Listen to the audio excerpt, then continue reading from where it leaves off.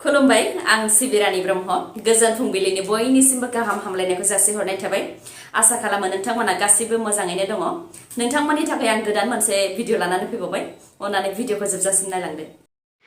रायजोआव कोविड-19 नि थाखाय मोनानि समाव होदों कारफिउ नाथाय बे कारफिउनि समावनो बङाइगाव टाउनाव 400निबो बांसिन सुबुंफोरा थुबुर जादों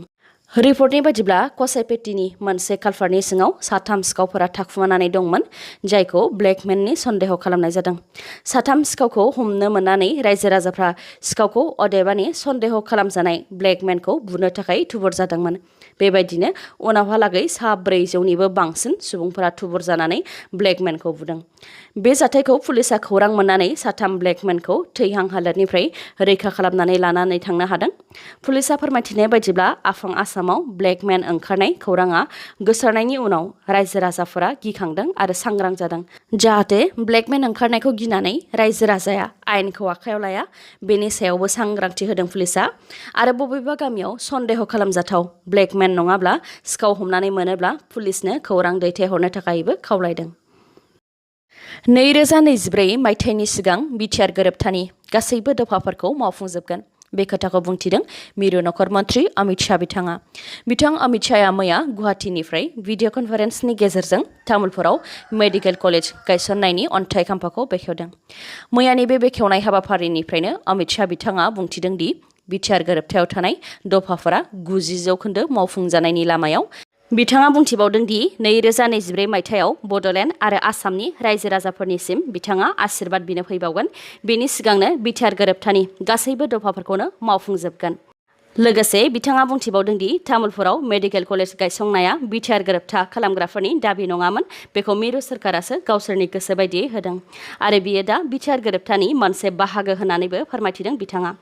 आरो तामुलपुराव गायसनजानाय मेडिकेल कलेजाव गं 430 बिसिना थागोन होननानैबो फोरमायथिबावदों मख'नो गोनांदि गुवाहाटीयाव थानाय श्रीमन्त शंकरदेव कलाक्षेत्रनिफ्रायनो अमित शाह बिथाङा बे बेखेवनाय हाबाफारिखौ मावदों जेराव BTSनि गाहाय प्रमद बर' गिबि मन्थ्रि डक्टर हेमन्त बिश्व शर्मा बिधान सभानि बुंथिगिरि बिश्वजित दैमारी बिथांमोनहाबो दंमोन 6थि खेब वर्ल्ड चेम्पियन जानो हानाय बक्सार मेरी कम बिथाङा जाबाय थानाय टकिअ अलिम्पिक्सआव डमिनिसियान रिपाब्लिकनि मिगुएलिना हार्नान्डेज गार्सियाखौ ओपनिं राउन्डआव फेजेननानै प्रि क्वार्टार फाइनाल्सआव सौहैनो हाबाय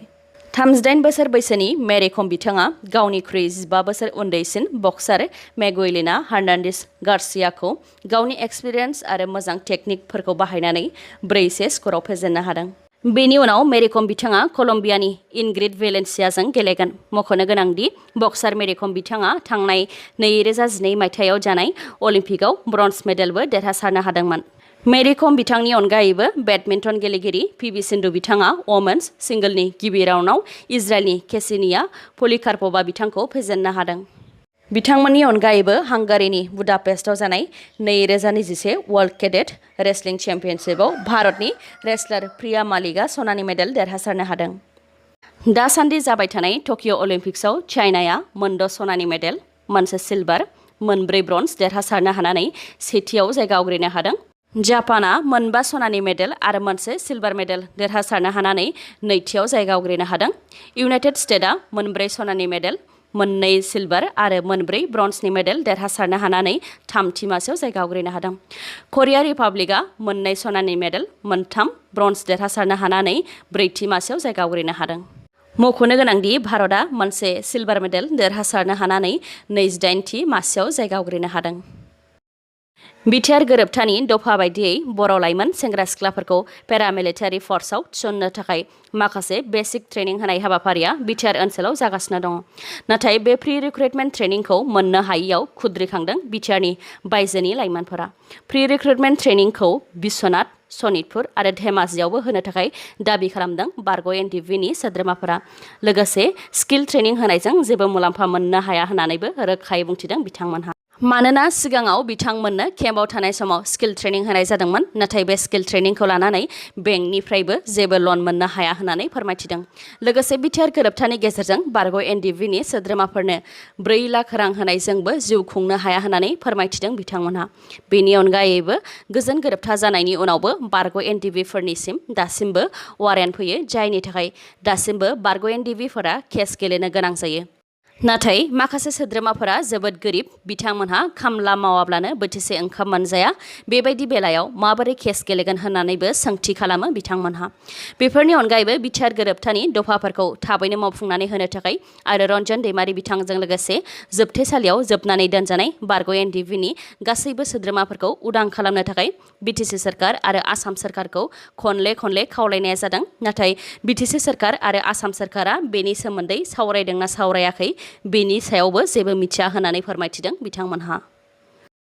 बिसिखौ बुथारनो थांनानै गोरोन्थियाव बिबोनांखौसो गाज्रियैनो दानख्लाबनानै गारबोदों बे जाथाया क'क्राझार जिल्लानि गसाइगाव महकुमानि सिङाव थानाय गगुराज गामियाव जादों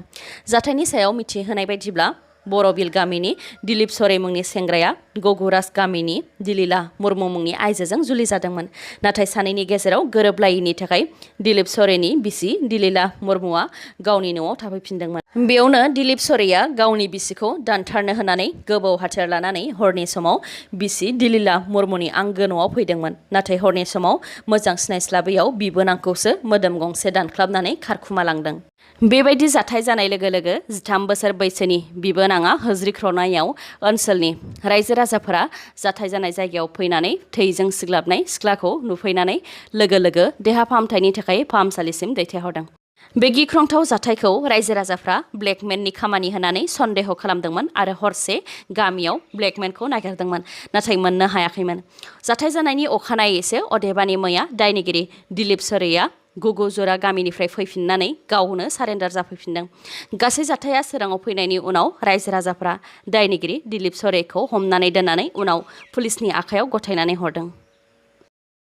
म्यानमार हादराव नांथानानै थाबोनाय बारग' एनडिएफनि सोद्रोमा एलसन बसुमतारी बिथांखौ लानानै बिआर फेरेंगानि बिबुंथि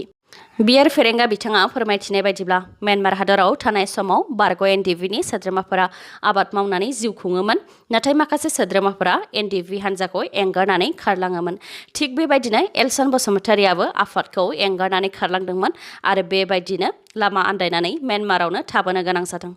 आफादनिफ्राय खारनायनि थाखायनो एलसन बसुमतारीनि बिबानखौ बिथांमोनहा अदेबानि आफादा लानो हाया होननानैबो फोरमायथिदों बिआर फेरेंगा बिथाङा बेनि अनगायैबो एलसन बसुमतारीया ड्राग्स एडिक्टेड जानाय होननानै नखरनि सुबुङानो फोरमायथिदों होननानैबो बुंथिदों बिआर फेरेंगाया एलसन बसुमतारीनि नखरा एलसन बसुमतारीखौ न'सिम लाबोफिननो थाखाय बिटिसि सरकारखौ खावलायनायनि सायाव फेरेंगा बिथाङा बुंथिदों दि बिथांमोनहा भारतनि आइबिनि गेजेरजों एलसनखौ लाबोफिननो नाजादोंमोन नाथाय दा म्यानमाराव राजखान्थिनि थासारिया मोजां नङा लोगोसे कभिड-19नि थाखाय मोनसे हादरनिफ्राय गुबुन मोनसे हादराव थांनायावबो जेंना नुजाथिदों होननानै फोरमायथिदों बिआर फेरेंगा बिथाङा हिमाचलाव हाजोनिफ्राय अन्थाइ दुद्रुख्लायबोनायजों सा 9 दावबायारिफोरनि जिउ खहा आरो साथामा गोब्राब जोखोम बे जाथाया हिमाचल प्रदेशनि किन्नौर जिल्लानि सांलां भेलियाव जादों रिपर्टनि बायदिब्ला हाजोनिफ्राय गोबां गिदिर अन्थाइफोरा हाजोनि गाहाय लामायाव गोग्लैफैदों जाय अन्थाइफोरा दावबायारिफोरनि सायाव गोग्लैफैदेरदों बे जाथायजोंनो सा 9 दावबायारिफोरनि जिउ खहा जादों आरो साथामा गोब्राब जोखोम जादों सुबुंनि जिउ खहा जानायनि अनगायैबो चांला भेलिनिनो बादसेरी दालांआबो गोबां खहा जादों बे जाथायजों जिउ गोमानायनि सायाव दुखु मोननाय फोरमायनानै हिमाचल प्रदेशनि गिबि मन्थ्रि जयराम ठाकुर बिथाङा थैनाय नखरनो सासेयाव 4 लाख रां होनो थाखाय फोसावबाय आरो प्राइम मिनिस्टार नरेन्द्र मदि बिथाङा जिउ गोमानाय नखरनो सासेयाव 2 लाख आरो जोखोम जानायनो 50,000 रां होनो फोसावबाय टकिअ अलिम्पिक्सआव भारतनि थाखाय सिलभार मेडेल देरहासारनो हानाय लिरथाय दैखांग्रा मीराबाई चानु बिथांनो मणिपुरनि गिबि मन्थ्रिया 1 कौटि रांनि बान्था होनो थाखाय फोसावबाय मिरु नखर मन्थ्रि अमित शाह बिथाङा साननैनि हाबाफारिजों मेघालय आरो आसामाव दावबायफैदोंमन बेयावनो भिडिअ कनफारेन्सनि गेजेरजों अमित शाह बिथाङा गासैबो रायजोनि गिबि मन्थ्रिफोरजों सावरायलायदोंमोन बेयावनो मणिपुरनि गिबि मन्थ्रि एन बीरेन सिंह बिथाङा लिरथाय दैखांग्रा मीराबाई चानुनो 1 कौटि रांनि बान्था फोसावदों लोगोसे मोनसे मोजां साख्रिबो थिनानै दोनखागोन होननानै फोरमायथिदों आरो दानिफ्राय ट्रेनजों दावबायनाय समाव माब्लाबाबो टिकेट लानो गोनांथि जानाय नंला होननानैबो फोरमायथिदों मख'नो गोनांदि इन्डियान अलिम्पिक एस'सिएशनाबो टकिअ अलिम्पिक्सआव सिलभार मेडेल देरहासारनो हानाय गेलेगिरिफोरनो 40 लाख रां बान्था होगोन होननानै फोसावदोंमोन टकिअ अलिम्पिक्सआव देरहाखांनायनि उनाव मीराबाई चानु बिथाङा पिज्जा जानानै रंजागोन होननानै फोरमायथिदोंमोन बेनि उनावनो डमिन'स पिज्जायाबो मीराबाई चानु बिथांनो कंग्रेचुलेशन्स होनायजों लोगोसे लाइफ टाइम एबा जिउ जोबजासे बेसेन नाङालासे पिज्जा जाहोगोन होननानै समायखिरा होदों 1 आगस्टनिफ्राय अला आरो इउबारा गुवाहाटीयाव बन्द जानो हासिगौ। अल गुवाहाटी केब ड्राइभार्स इउनियना फोसावदों दि गुवाहाटीयाव 1 आगस्टनिफ्राय अला आरो इउबारनि सिङाव ड्राइभारफोरा खामानि मावनाय नंला। ड्राइभारफोरनो नांगौ बायदि इनसेन्टिभ एबा रां होयिनि थाखायनो बिथांमोनहा बे थांखिखौ लादों होननानै फोरमायथिदों। अल गुवाहाटी केब ड्राइभार इउनियना रां बारायनानै होनो थाखाय दाबि खालामनानै गोबां खेब सोमावसारदोंमोन, नाथाय अला आरो इउबारनि एडमिनिस्ट्रेशना बेनि सायाव जेबो सांग्रांथि दिन्थियाखै आरो अल गुवाहाटी केब ड्राइभार्स इउनियनजों बेनि सोमोन्दै सावरायनो थाखायबो खेबसेबो आवगायबोआखै होननानै फोरमायथिदों बिथांमोनहा। बेनि थाखायनो अल गुवाहाटी केब ड्राइभार इउनियना फैगौ 1 आगस्टनिफ्रायनो अला आरो इउबार सालायनायखौ बन्द खालामगोन होननानै फोसावदों आरो अला आरो इउबारनि हेंथायै गो बेक स्लगान होनानैबो सोमावसारदों। अरां पुलिसनि जाफुंसारनाय गं 13 बाइक खावग्रा सिखावखौ पुलिसा हमनो हादों। उदालगुरि जिल्लानि अरां पुलिसा बे सप्तायाव गोबां ओनसोलाव अपारेशन खालामनानै गं 13 खावनाय बाइकफोरखौ बोखांनो हानायजों लोगोसे सासे सिखावखौ हमनो हादों। अरां पुलिसा मिथिहोनाय बायदिब्ला गोबाव समनिफ्रायनो अरांनि खाथि-खाला ओनसोल धनस्रीघाट, गेलाबिल, पावरिपेटा, दफ्लाफुटा, हाबिगाव बायदि ओनसोलफोराव बाइक सिखाव जाबाय थानायखौ लानानै गोख्रोङै सुग्रोमनाय हाबाफारिखौ मावदोंमोन। बेनि उनावनो उदालगुरि जिल्लानि मस्ट वान्टेड होननानै सिनायजानाय माजबाद पुलिस थानानि सिङाव थानाय नौमाथि गामिनि गकुल गुरुंनि फिसाज्ला मनज गुरुं एबा बाबलु 28 बोसोर बैसोनिखौ हमनो हानायनि उनावनो खावजानाय गं 13 बाइकखौ हमनो हादों। बाइक सिखाव बाबलुजों लोगोसे बे खामानियाव आरो माखासे सिखावफोर दंफादेरबावोमोन, दा बिसोरो खारखुमानानै दङ। पुलिसा फोरमायथिनाय बायदिब्ला दुथां मनज गुरुंआ बे गं 13 बाइकखौ खावनानै 20 रोजा राङावनो फानदोंमोन। बिसोरनि हेंथायै नागिरनाय हाबाफारिया सोलिगासिनो दङ आरो थाबैनो खानो हागोन होननानैबो खौरांगिरिनि सिगाङाव मिथिहोयो अरां पुलिसनि मावख'गिरि दीपक दासआ। रायजोआव ड्राग्सनि फालांगिजों लोगोसे दा आरो मानसिनि फालांगि, फ्राय सानफ्रामबो मानसि लांखारनाय जाथाया सोराङाव फैबाय थादों। लामदिंआव रेलवे पुलिसा सा 12 लांखारजानो नागिरनाय सुबुंफोरखौ रैखा खालामनो हादों। सा 12नि मादाव सा 10 हिन्जावसाफोर आरो सानैया हौवासाफोरमोन। लामदिंआव इन्टारसिटि रेलनिफ्राय सा 12 लाइमोनफोरखौ रेलवे पुलिसा रैखा खालामनो हादों। रेलवे पुलिसा फोरमायथिनाय बायदिब्ला दुथांफोरा लाइमोनफोरखौ लानानै तिनसुकियानिफ्राय केरालासिम लांनो नाजादोंमोन। साख्रि होनायनि लब दिन्थिनानैनो लाइमोनफोरखौ गुबुन रायजो फारसे लांखारनो नागिरदोंमोन।